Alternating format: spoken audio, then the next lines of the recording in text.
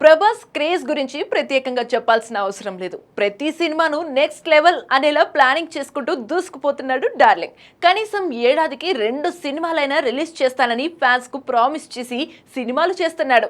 బాహుబలి తర్వాత వరుస పరాజయాలు చూసిన రెబల్ స్టార్ సలార్ సినిమాతో సక్సెస్ ట్రాక్ ఎక్కాడు. ఆ తర్వాత కల్కి మూవీతో మరోసారి బాక్స్ ఆఫీస్ దగ్గర తన సత్తా చాటాడు.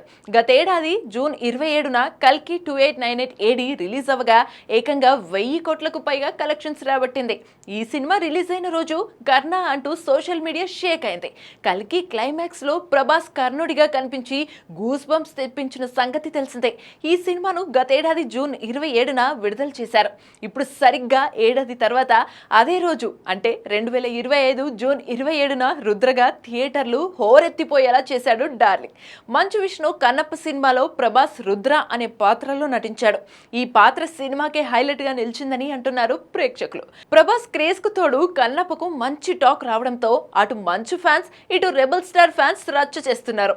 ముఖ్యంగా ప్రభాస్ అభిమానులు రెబల్ గాడ్ అంటూ సోషల్ మీడియాను హోరెత్తిస్తున్నారు. ప్రభాస్ కోసం థియేటర్ కు పరుగులు తీస్తున్నారు.